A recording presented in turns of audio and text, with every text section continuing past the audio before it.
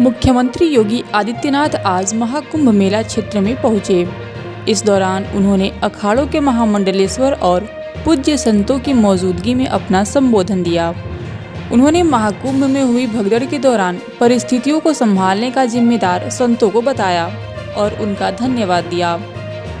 साथ ही मुख्यमंत्री योगी आदित्यनाथ ने सनातन विरोधियों पर जमकर हमला भी बोला। उन्होंने अपने संबोधन में क्या कुछ कहा, सुनिए। आप सभी पूज्य सज्जन सनातन धर्म के आधार स्तंभ हैं। आपका व्यवहार, आपका आचरण पूरे सनातन धर्म को ही नहीं, पूरे देश और पूरी दुनिया को एक नई दिशा देता है। विपरीत परिस्थितियों में धैर्य से उसका सामना करते हुए, चुनौती का सामना करते हुए अपने इस अभियान को आगे बढ़ाना, क्योंकि सनातन धर्म ही मानव धर्म है। सनातन धर्म रहेगा तो मानव धर्म रहेगा, मानवता रहेगी, इस सृष्टि रहेगी। और मैं अभिनंदन करूंगा उन पूज्य संतों का जिन्होंने मौनी अमावस्या के अवसर पर पूरे धैर्य के साथ एक चुनौती हम सबके सामने आई। कुछ पुण्यात्मा उस एक हादसे के शिकार हो गए थे, लेकिन उन स्थितियों में एक अभिभावक के रूप में, जैसे परिवार के ऊपर कोई विपत्ति आती है तो परिवार का अभिभावक धैर्य नहीं खोता, पूरी हिम्मत के साथ खड़े होकर के उस चुनौती का सामना करते हुए उससे उभारने का कार्य करता है। और आपने देखा होगा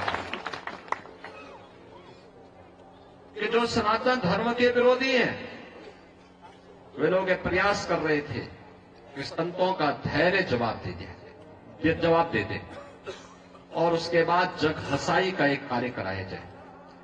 लेकिन मैं अभिनंदन करूंगा पूज्य तुलसी पीठाधीश्वर जी का भी, पूज्य जूना पीठाधीश्वर जी का भी, अपने सभी 13 के 13 अखाड़ों का भी, पूज्य फूलडोल दास जी महाराज वृंदावन धाम से हमारे पास आए हैं, अत्यंत वरिष्ठ संत हैं। इन सभी पूज्य संतों का जिन्होंने उन स्थितियों में पूरे महाकुंभ के आयोजन को अपना आयोजन मान करके पूरे धैर्य के साथ परिस्थितियों का सामना करते हुए पुण्यात्माओं के प्रति विनम्र श्रद्धांजलि भी की और मां गंगा के प्रति, महाकुंभ के प्रति अपने दायित्वों का निर्वहन करने के लिए भी अपने उत्तरदायित्वों का पूरी श्रद्धा, पूरी निष्ठा के साथ निर्वहन करते हुए इस आयोजन को सकुशल आगे बढ़ाए। इसी का परिणाम है कि पिछले 19 दिनों के अंदर 32 करोड़ से अधिक श्रद्धालु अब तक प्रयागराज में मां गंगा, यमुना और मां सरस्वती की इस पावन त्रिवेणी में डुबकी लगा करके पुण्य के भागीदार बने हैं। जो यहां से जा रहा है, यहां की परंपरा के बारे में, यहां की गाथा के बारे में, यहां की व्यवस्था के बारे में गुणगान कर रहा है। ये गुणगान व्यक्ति का नहीं है, सनातन धर्म का है, जो आ रहा है देश और दुनिया का।